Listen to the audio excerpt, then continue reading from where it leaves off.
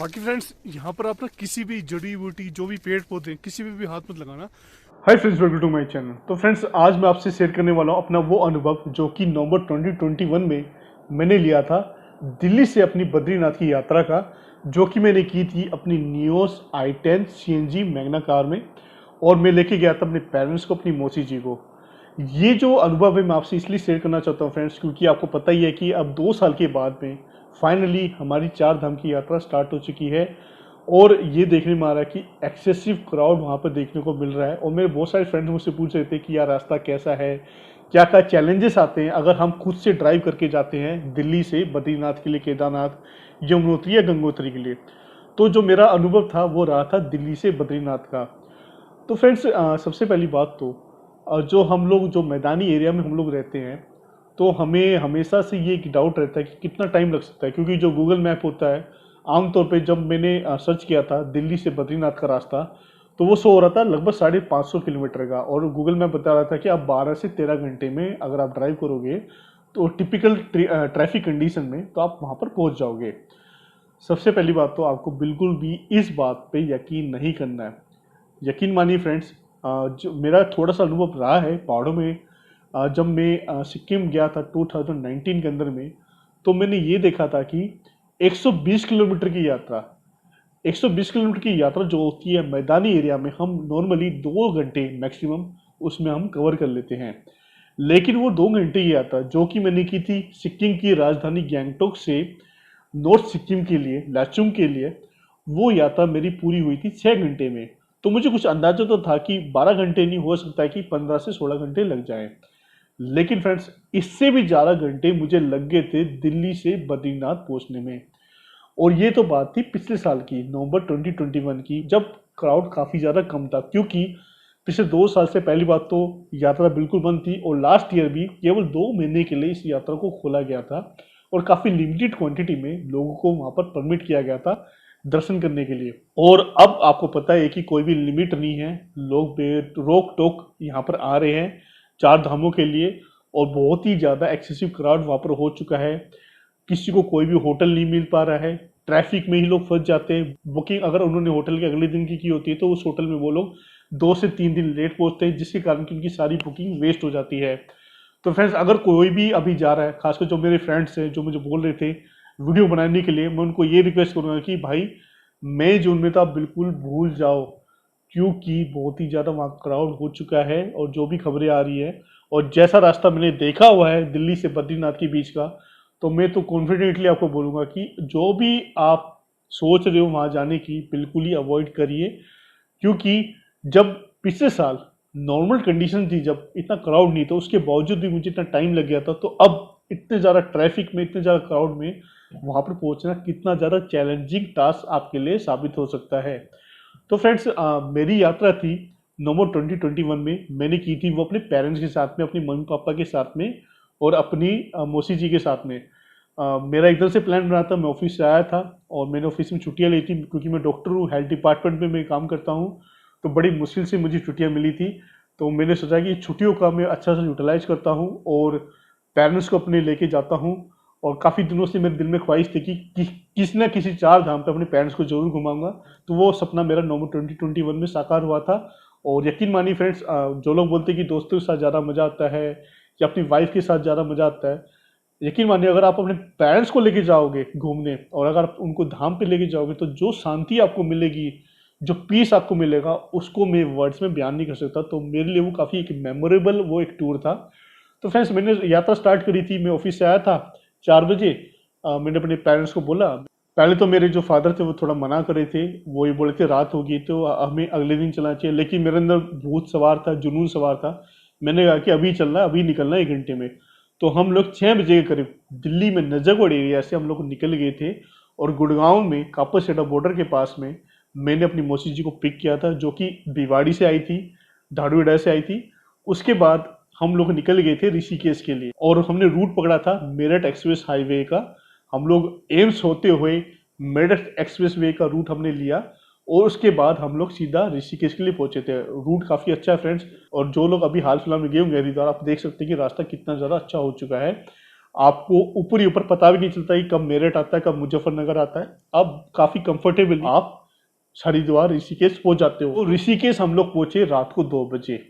6 बजे हम दिल्ली से निकले और 6 घंटे हमें लगे ऋषिकेश में पहुंचने के लिए। अब रात के वहां पर बज गए थे 2 फ्रेंड्स। अब 2 बजे क्या होता है, जब हम लक्ष्मण झूला को क्रॉस करते हैं तो ऊपर वो लोग बैरिकेड लगा देते हैं ऋषिकेश से बद्रीनाथ वाले हाईवे के बीच में, और वो लोग पुलिस वाले बिल्कुल आपको अलाउ नहीं करेंगे रात को ट्रैवल करने के लिए ऊपर। तो आपको मजबूरी में वहां पर होटल लेना पड़ेगा। और क्योंकि उस दिन फ्राइडे का दिन था फ्रेंड्स, वीकेंड का दिन था, और वीकेंड के दिन में ऋषिकेश में होटल मिलना नेक्स्ट टू इम्पॉसिबल हो जाता है। बहुत सारे लोग वहाँ पर ट्रैकिंग करने के लिए, राफ्टिंग करने के लिए वहाँ पहुँच जाते हैं। तो मुझे होटल नहीं मिल पा रहा था और केवल 2 घंटे के लिए मेरे को होटल लेना पड़ा, क्योंकि मेरे साथ मेरे पेरेंट्स थे। तो मजबूरी मुझे 2 घंटे के लिए होटल लेना पड़ा, और होटल भी मुझे 1800 रुपये में मिला था, वो भी बड़ी मुश्किल से। तो सुबह हम लोग फ्रेश होकर 5 बजे फिर निकल जाते हैं ऋषिकेश से आगे की यात्रा के लिए। तो ऋषिकेश से आगे जो सबसे एक बिग डेस्टिनेशन आती, जो एक बिग सिटी आता है, उस सिटी का नाम है श्रीनगर। श्रीनगर एक बहुत बड़ा शहर है, वहाँ पर आर्मी कैंप है और आप आराम से वहाँ पर ब्रेकफास्ट भी कर सकते हो।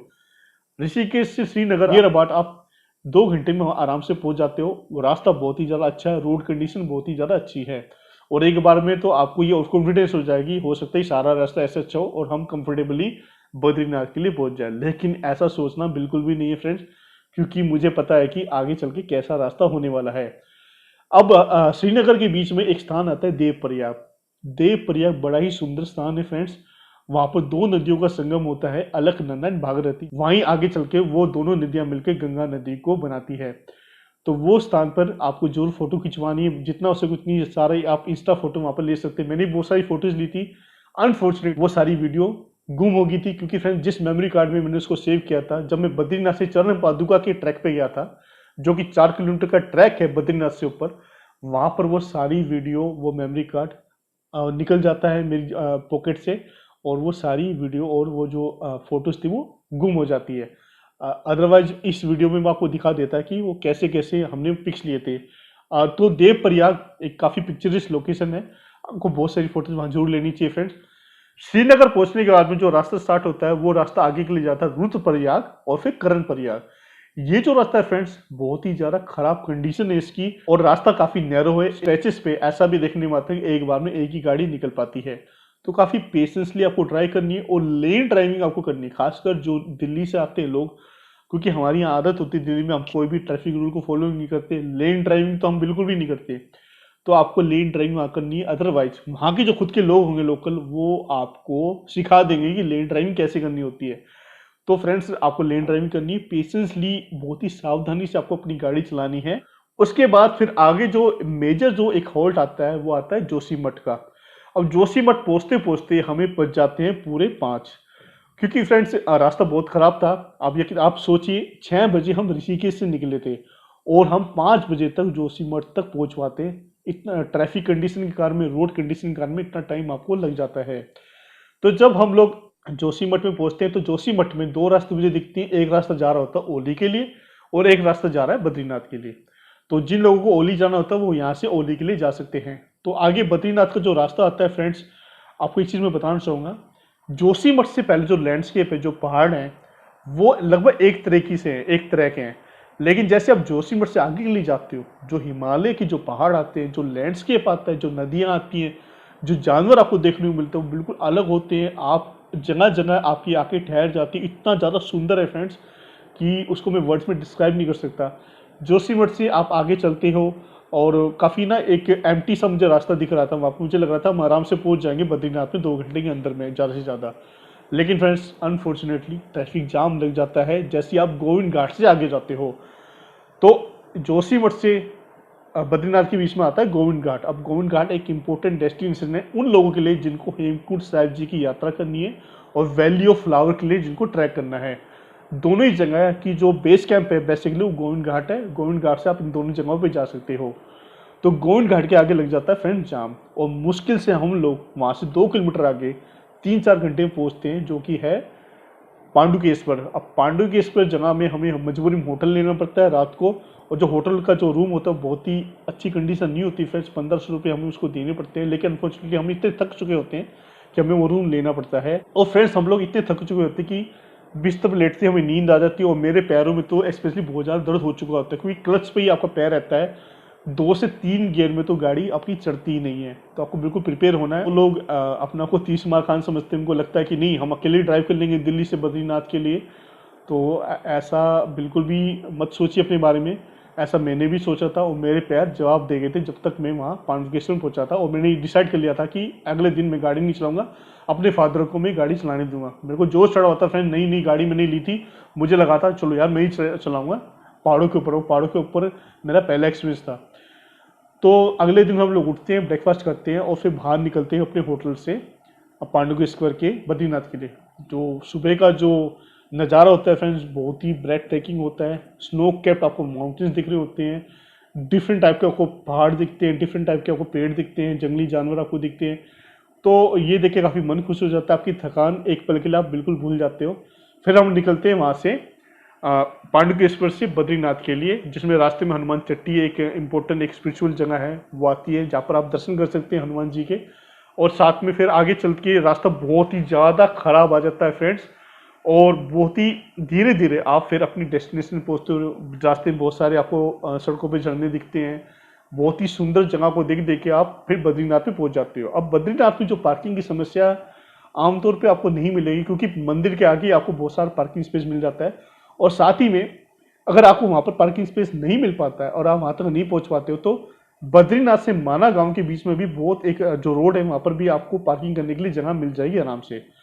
तो वहाँ पर पार्क करके 300-400 मीटर ही आप चलोगे, आप बद्रीनाथ मंदिर में कोई चढ़ाई वगैरह नहीं है, आप आराम से वहाँ दर्शन कर लोगे। तप्त कुंड में आप नहा भी सकते हो। उसके बाद आपको चरण पादुका का ट्रैक बिल्कुल मिस नहीं करना फ्रेंड। चरण पादुका का ट्रैक वहाँ से 3 से 4 किलोमीटर ऊपर की तरफ है। उस ट्रैक पे जो नज़ारे हैं, जो पेड़ पौधे हैं, जो पहाड़ आपको दिखते हैं, जो नर नारायण पर्वत आपको दिखता है, जो नीलकंठ पर्वत आपको दिखता है, जो उर्वशी पर्वत आपको दिखता है, आपका जो हृदय है, आपका जो मन है, बहुत ज़्यादा खुश हो जाता है। और आपको लगता है कि मैं किसी जन्नत में आ गया हूँ, किसी स्पिरिचुअल जगह में आ गया, और कुछ टाइम के लिए आपको ऐसा लगता है कि मुझे यहाँ ही रहना चाहिए, यहीं तपस्या करनी चाहिए, सारी मोह माया को मुझे छोड़ देना चाहिए। तो ऐसे ख्यालात आपके अंदर में आने लग जाते हैं, इतनी पावर है उस जगह में। तो कहीं ना कहीं पॉजिटिव एनर्जी आप वहाँ पर महसूस करोगे। तो वो जगह आपको बिल्कुल भी मिस नहीं करनी है फ्रेंड्स। और साथ में जो नदी, अलकनंदा नदी के जो आपको दर्शन देखने को मिलते हैं, वो भी बड़े सुंदर आपको देखने को मिलते हैं। चाहे तो फिर माना गांव के लिए निकल सकते हैं, क्योंकि फ्रेंड्स जो मेरे पेरेंट्स होते हैं, खासकर मेरी मौसी जी, वो चल नहीं पा रही थी ठीक से। माना गांव जाने का जो विचार होता है वो हम उसको पोस्टपोन कर देते हैं। हालांकि जो मेरा पर्सनल ये मानना है कि आपको माना गांव जरूर जाना चाहिए, इंडिया का लास्ट विलेज है। वो एक मेमोरेबल एक ट्रिप रहेगी आपके लिए माना गांव जाना। फिर उसके आगे जो लोग जिनको और भी ज़्यादा शौक है एडवेंचर करने का, वो सतोपंत लेक पे भी जा सकते हैं, जिसके रास्ते में एक ऐसा झरना आता है फ्रेंड्स, जो कि ये बताते हैं कि अगर आपने पाप किए होते तो आपको इस झरने की एक भी बूंद आपको नहीं छुएगी, जिसको कि वासुकी धारा बोला जाता है। और अगर आपने पाप नहीं किए होते तो आपको वो जो झरना बिल्कुल भिगो देता है। तो वो सारी चीज़ आपको बिल्कुल मिस नहीं करनी है, और बहुत सारी ऐसी मेमोरीज आप अपने साथ में समेट के वापस निकल सकते हैं। तो फ्रेंड्स ये एक मैंने ब्रीफ में अपना एक्सपीरियंस आपको बताया, जो दिल्ली से बद्रीनाथ के बीच में नवंबर 2021 में मुझे हुआ था। फ्रेंड्स लास्ट में मैं ये एडवाइस करूंगा कि इस साल मई जून में जितना हो सके आप बिल्कुल जाने के लिए अवॉइड करें। और जुलाई अगस्त में क्योंकि बारिश आती है तो बहुत सारी चैलेंजेस वैसे ही आ जाते हैं नेचुरली। तो हो सके तो आप अक्टूबर या नवंबर में या फिर सितंबर के लास्ट महीने में आप अपने किसी भी 4 धाम की आप यात्रा का प्लान कर सकते हो। तो फ्रेंड्स उम्मीद करता हूँ आपको मेरी ये इन्फॉर्मेशन अच्छी लगी होगी, और अगर आपको ये वीडियो अच्छी लगी हो तो प्लीज़ इसको लाइक एंड शेयर जरूर कर दीजिएगा। And if you want to support me then please subscribe my channel. Thank you friends. बाकी फ्रेंड्स यहाँ पर आप ना किसी भी जड़ी बूटी जो भी पेड़ पौधे किसी में भी हाथ मत लगाना, क्योंकि यहाँ के जो लोग हैं, जो यहाँ के बासिंदे, वो हमें ये बता रहे थे कि कुछ जड़ी बूटियाँ जहरीली होती हैं, मत छुइए। तो आपको इन चीज़ का जरूर ध्यान रखना फ्रेंड्स।